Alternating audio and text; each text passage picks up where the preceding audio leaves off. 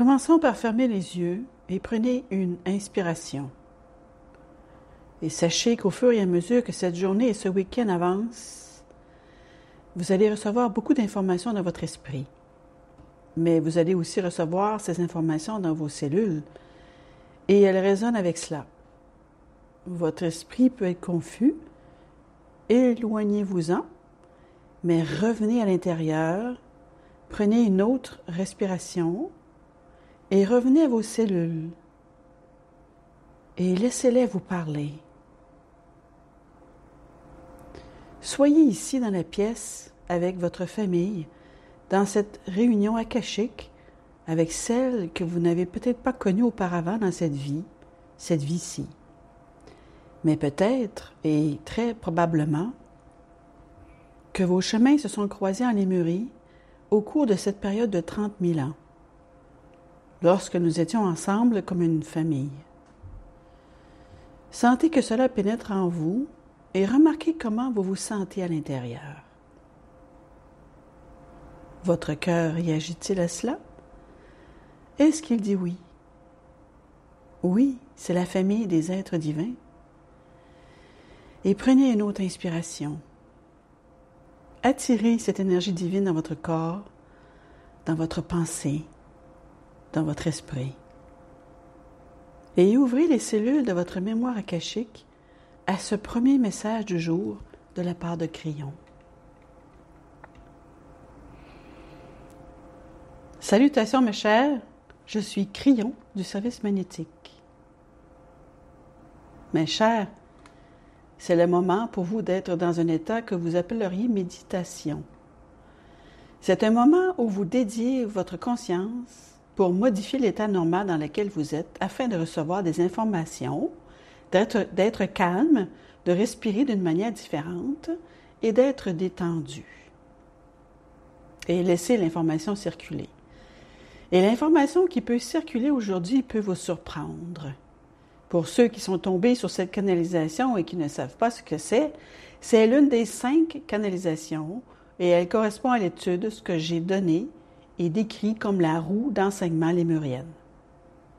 Beaucoup plus d'informations seront données sur les spécificités et les méthodes d'enseignement des Pléiadiennes à ceux qui se trouvaient sur une île et que nous avons appelés les Lémuriens, à une époque où l'ardoise était complètement vierge de tout concept de Dieu, de spiritualité, de beauté, de conscience, et où ces concepts pouvaient être écrits sur l'ardoise propre des enfants. Et cela a commencé. Et la question sera celle-ci. Que vous diriez-elle, celles qui viennent des étoiles et qui ont tout traversé pendant plus d'1 million d'années de plus que vous êtes ici? Que vous dirait-elle? Et au fur et à mesure que vous entrez dans les détails, un par un, que je vous ai donnés, et les formulations spécifiques qu'elles ont enseignées, une par une, je veux que vous vous mettiez à la place de celles qui ont décidé de recevoir cet enseignement. Vous savez, nous en parlons beaucoup, et nous n'en parlons pas beaucoup. Mais bien avant, une planète est venue ensemencer une autre dans la beauté et avec le plan approprié de Dieu. Elles ont dû élaborer ce qu'elles pouvaient enseigner. Que pouvaient-elles enseigner à un esprit qui n'est pas aussi développé que le leur, et comment peuvent-elles l'enseigner de la meilleure façon? Et sur quoi veulent-elles insister, tout en conservant le libre choix qui vous a été donné? Et avant qu'elles ne puissent enseigner, il a fallu qu'il y ait de nombreuses générations d'humains pour qu'ils présentent toutes les modifications du chromosome 2, la fusion du 24 dans le 23, afin que tous les humains soient identiques. Avant que l'enseignement ne puisse commencer, le chromosome 2 devait être celui qui le recevrait. Voyez-vous, les Pléiadiennes vont vouloir parler de leur sujet préféré. Une belle source créatrice aimante et majestueuse au centre de toutes choses. Et c'est là qu'elles ont commencé, mes chers. Elles n'ont pas enseigné des méthodes aux enfants, pas plus que sur le rayon ou leur dimension. Elles sont allées à la roue, ont montré le centre et ont dit « Parlons de ce qu'il y a là ». Et le centre que nous appelons le moyeu, est la plus belle chose qui existe. C'est un concept que vous avez. Mais comme les enfants, vous avez un concept.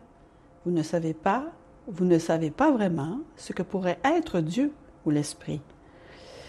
Si vous demandez aux habitants de la planète ce qu'est Dieu, ou est Dieu, comment cela fonctionne, vous obtiendrez autant de réponses que vous avez d'humains à qui vous demandez. En ce moment, dans l'enfance de votre conscience de Dieu et de la planète, tout ce que vous avez fait est de convenir qu'il doit y en avoir un. C'est tout ce que vous avez fait, et c'est assez récent.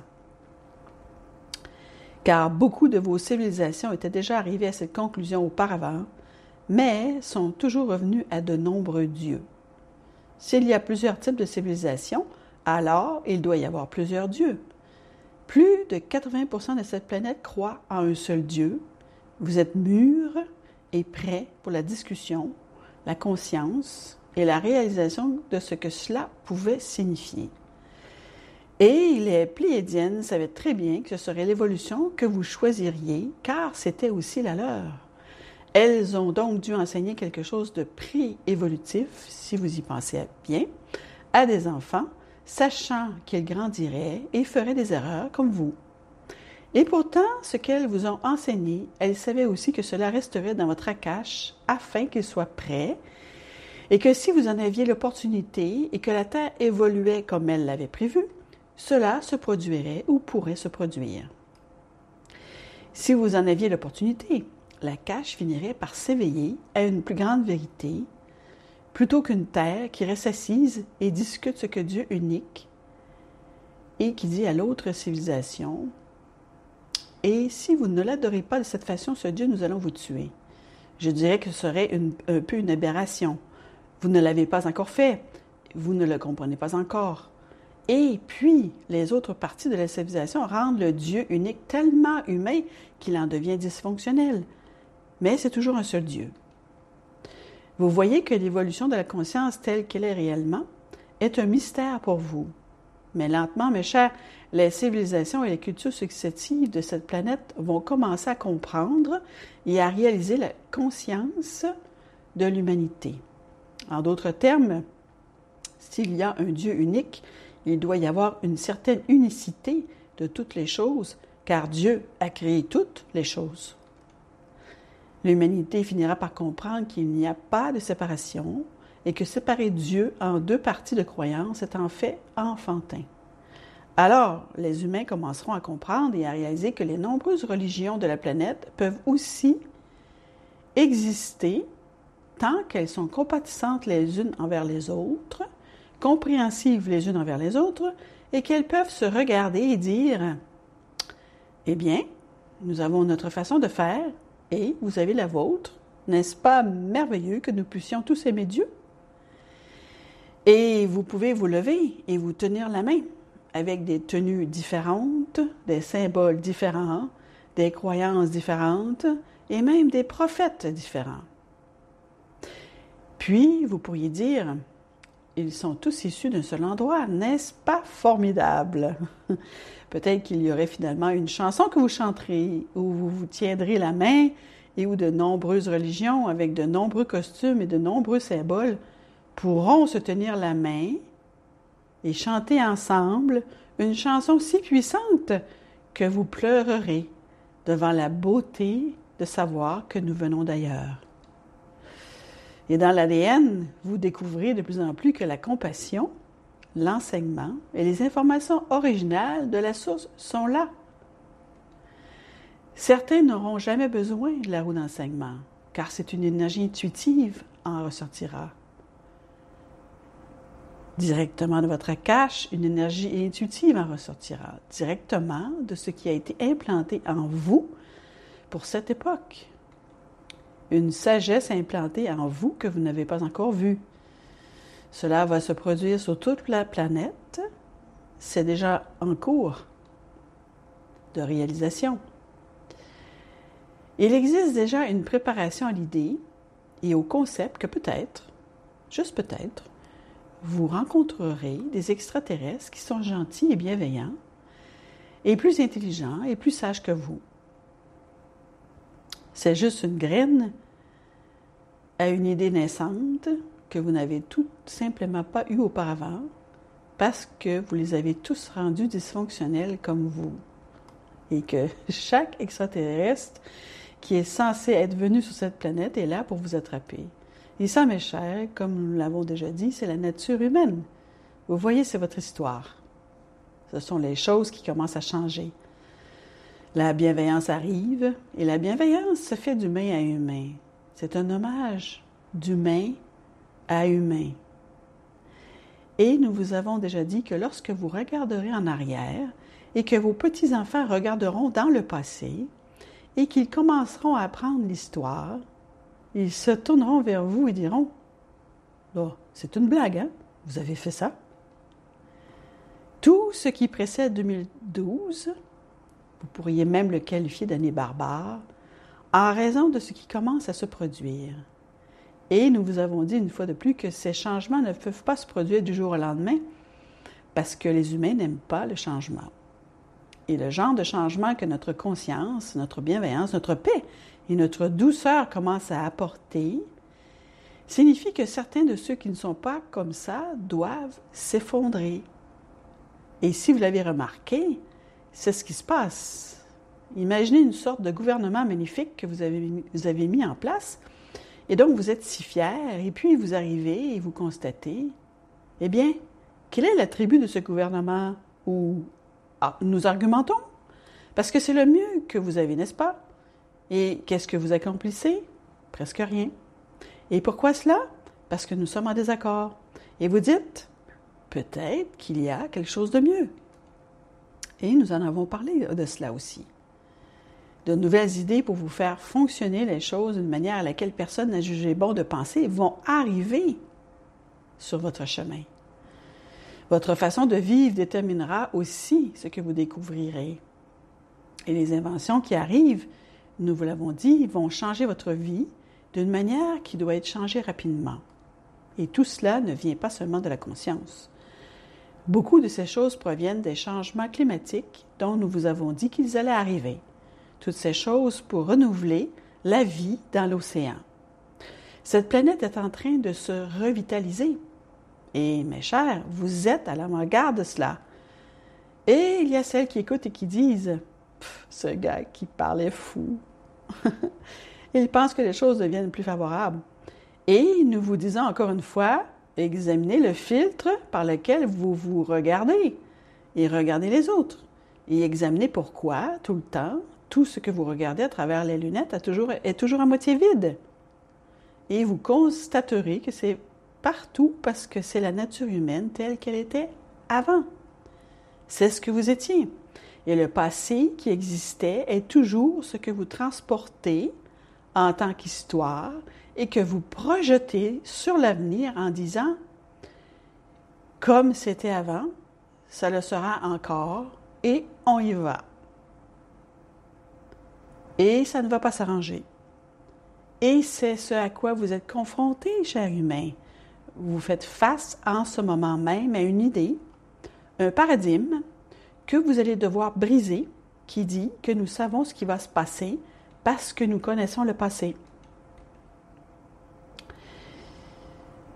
Ce week-end est consacré à l'étude d'un passé que vous ne connaissez pas. Et ce passé est rempli de ce que les Pléiadiennes ont décidé de vous enseigner en premier, de sur quoi vous devez vous concentrer en premier. Le moyeu, le centre, qui dit que vous êtes tendrement aimé, que vous êtes né magnifique et que vous pouvez vous en sortir et que tout ce qui n'est pas ainsi est faux, que peut-être vous devriez regarder les choses d'un point de vue différent.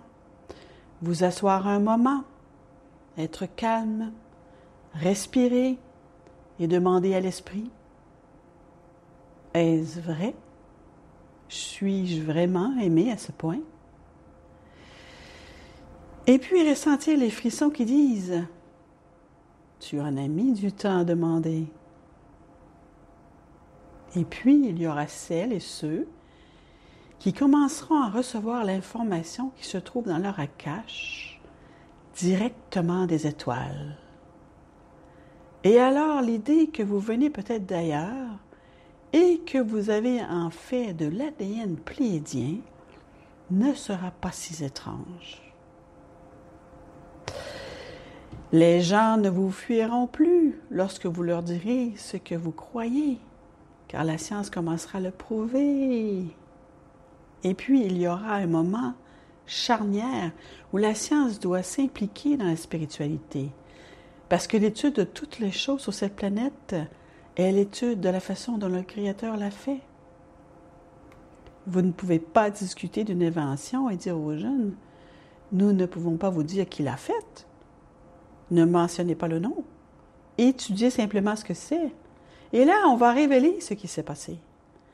Cela devrait venir de quelque chose de plus grand que ce à quoi nous nous attendions. Vous êtes ici dans un but précis. Nous ne savons pas toujours pourquoi, disent les scientifiques, mais maintenant nous avons la preuve que vous venez d'ailleurs. Voyez-vous comment les religions de la planète pourraient avoir à réécrire certaines choses afin d'être plus galactiques et moins crédules? Voyez-vous comment Dieu devient beaucoup plus grand et plus bienveillant que jamais? Et c'est ce que nous commençons à enseigner. Alors que la journée commence et que les canalisations se poursuivent, elles seront guidées par ce que vous décidez, mes chers, et ce que vous proposez dans vos discussions. Et c'est ainsi que cela doit être. Votre libre choix est important. Il en est ainsi.